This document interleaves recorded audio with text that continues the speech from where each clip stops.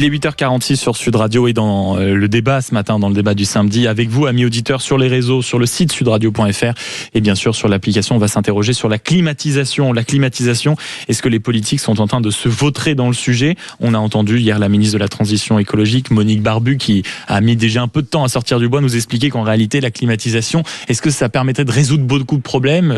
Elle s'est dit même affolée par entendre autant de gens plaider pour une utilisation massive de la climatisation, parce que pour elle, qu'est-ce que ça changerait ? Je cite, absolument rien, ça n'empêcherait pas les incendies, ça n'empêcherait pas les animaux de mourir notamment. Et on découvre ce matin en une du Figaro ce grand sondage sur la climatisation. 8 Français sur 10 en faveur de la climatisation, d'une généralisation de la climatisation. Et quand on regarde dans le détail, c'est intéressant, 73% aussi des militants écologistes. D'où cette question, les politiques sont-ils en train de se vautrer sur le sujet de la climatisation ? Et pour en parler avec moi en studio et avec vous, amis auditeurs, au 0826 300 300, Christophe Prudhomme, bonjour. Bonjour. Conseiller LFI de Paris, ancien porte-parole de l'Association des médecins urgentistes de France, et Magali Vicenté, bonjour. Bonjour Maxime. Communicante politique. Bon, j'ai d'abord envie de me tourner vers vous, Magali Vicenté, la communicante politique. Est-ce que oui ou non, les politiques, en face du conseiller LFI de Paris, est-ce qu'ils sont en train, oui, de se vautrer dans le sujet de la climatisation selon vous ? Ils sont en train de se vautrer, je vais dire pas uniquement sur le fond en fait, tout est une question de forme. Moi ce que j'ai envie de dire c'est que finalement la température elle augmente aussi et c'est pas juste un sujet de clim, la température elle augmente aussi dans la relation entre les politiques et les Français et le sujet il est là.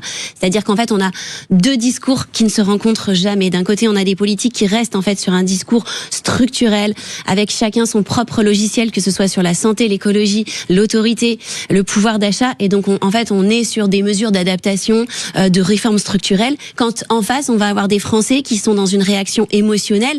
Pourquoi émotionnelle ? Parce qu'ils vivent en fait des températures caniculaires dans des logements, dans des lieux de travail qui vont avoir un impact, vous le disiez tout à l'heure et votre invité le disait tout à l'heure, sur les émotions. Et l'émotion qui ressort le plus, encore une fois, c'est finalement l'incapacité de l'État à protéger les Français. Et cette incapacité de l'État-là, sur la notion de protection, surtout avec l'épisode judiciaire qu'il y a eu juste avant, eh bien, elle vient que renforcer cette vision-là émotionnellement. Et donc, on a deux discours qui ne se rencontrent jamais. Il y a eu en effet les premiers jours, on va dire, un peu d'épuisement, un peu de surprise quant à la chaleur. Maintenant, ça y est, à nouveau, on se tourne vers l'État en disant, vous n'avez pas su anticiper, vous n'avez pas su nous préparer à la situation. Vous, Christophe Prudhomme, désormais conseiller à LFI de Paris, mais surtout aussi l'ancien porte-parole de l'Association des médecins urgentistes de France. Comment vous regardez ce débat de la climatisation ? Non, mais c'est un faux débat pour cacher les vrais problèmes. Et puis, bon, c'est assez irritant de dire les politiques. Non, il y a une faute depuis 23 ans, les gens qui ont été au pouvoir, donc c'est pas tous les politiques, parce que quand on est face à un problème de ce type-là, il faut planifier un petit peu les choses. Et il n'y a pas eu de planification. Vous voyez, aujourd'hui, qu'on soit obligé d'acheter en urgence des climatiseurs qui vont venir de Chine, qui vont être en rupture de stock, c'est catastrophique. Alors après, sur la climatisation, mais bien sûr, enfin, le bon sens des Français, il est là. On n'a pas d'autres moyens aujourd'hui. Pour vous, c'est pas un débat. Mais c'est pas un débat. On a besoin de frais immédiatement, donc on va utiliser les climatiseurs. Mais je vais utiliser une image médicale. Et puis, votre slogan, c'est « Parlons vrai ».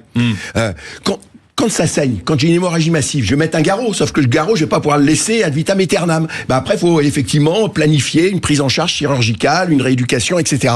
Voilà, donc aujourd'hui, quand on utilise des couvertures de survie et que c'est les parents eux-mêmes qui viennent les mettre sur les fenêtres, c'est adapté. Des climatiseurs, c'est adapté. Des brumisateurs, si on peut les mettre en urgence, c'est adapté. Sauf qu'il va falloir faire autre chose. Planifier, vous voyez, juste un dernier élément. Avant que je sois élu à la mairie de Paris et qu'on se préoccupe un petit peu du sujet là, parce qu'il y a les plans qui étaient prévus il y a 2-3 ans de rénovation, de mise en conformité des établissements publics essentiels que sont les crèches et les écoles. La planification, il n'y avait pas de planification au rythme où ils allaient. Il fallait 1 siècle pour mettre ces bâtiments aux normes. Voilà, donc il va falloir mettre... Alors il y a un problème, c'est que ça va coûter. Alors, quelles sont les priorités aujourd'hui ? Parce que, l'argent, on n'en a pas pour, ça s'invente pas. Non, ça, c'est sûr. Et si on met 36 milliards de plus dans l'armée, on les mettra pas dans l'adaptation des bâtiments et les autres mesures qu'il faut prendre aujourd'hui. Christophe Prudhomme et Magali Vicenté, je vous propose qu'on poursuive la conversation. Simplement, on a Cédric qui vient de nous passer un coup de fil au 0826 300 300 et qui veut, je crois, passer un petit coup de gueule sur le sujet. Bonjour Cédric.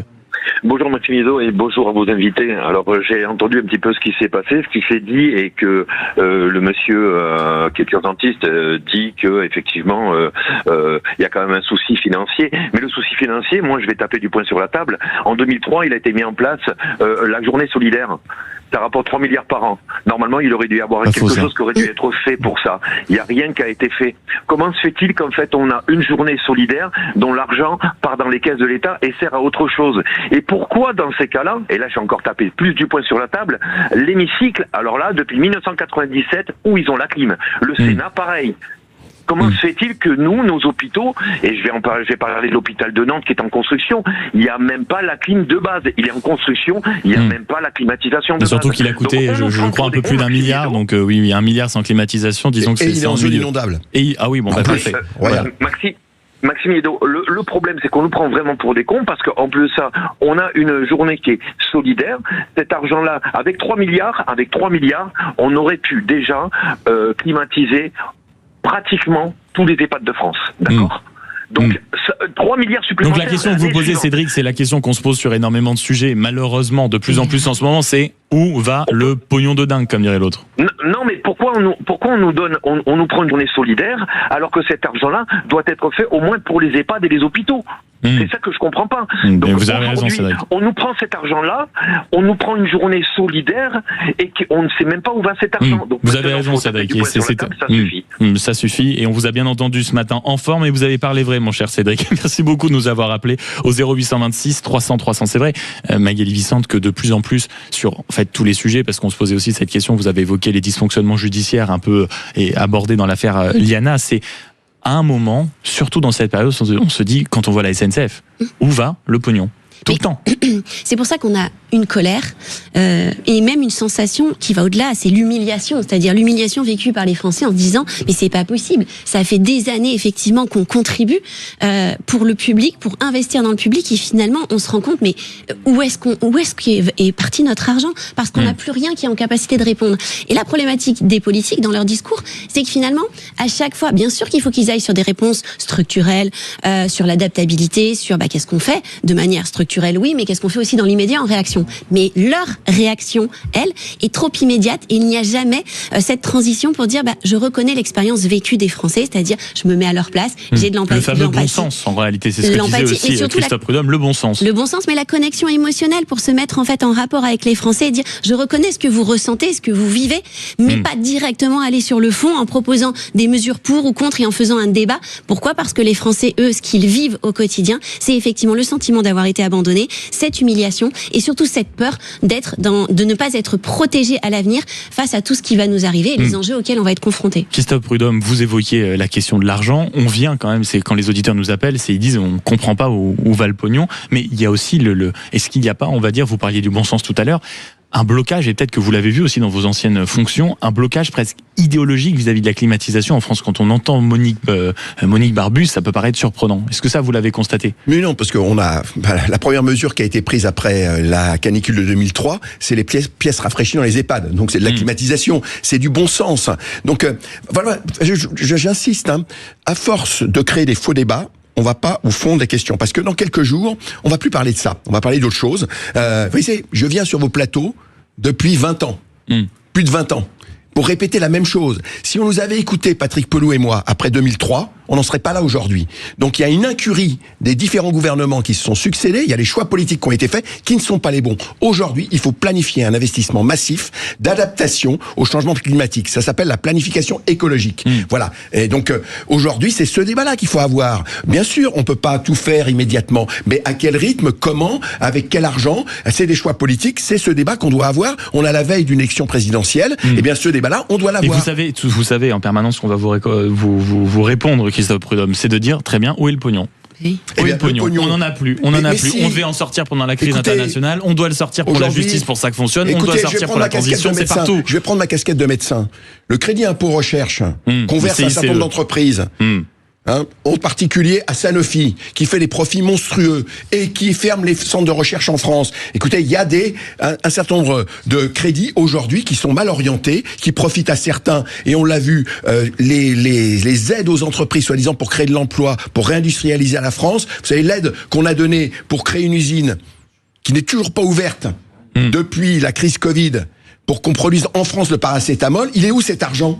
Il est où cet argent qu'on ont fait les entreprises qui ont touché ces crédits? Voilà, donc il y a des choix politiques à faire. Mais effectivement, il y a vous dites c'est une question de volonté et de choix politique. Oui, le choix politique aujourd'hui, c'est tout pour l'entreprise, tout pour le business, et rien pour la planification écologique, qui est une urgence absolue. Magali Vicente, les mêmes questions à l'instant qu'à Christophe Prudhomme. Est-ce que, oui ou non, il y a un problème idéologique vis-à-vis de la climatisation? Et comme le dit Christophe à l'instant, est-ce qu'en réalité, il y a surtout un problème sur ces sujets de volonté plus que d'argent, de volonté politique? Bien sûr, on le constate. Bien sûr qu'il y a un problème idéologique. Et d'ailleurs, même vous le rencontrez encore. C'était même il y a 15 jours, quand vous discutiez dans des groupes, vous disiez, mais moi j'ai la clim. Voilà, il faut surtout pas dire en fait qu'on a la clim chez soi.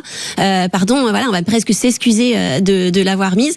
Et ça, bien sûr que ça ralentit énormément de choses. Pourquoi? Parce qu'en fait, on a tout le temps des politiques qui campent sur des fondements idéologiques, uniquement par des stratégies politiques et pas du tout dans l'intérêt général.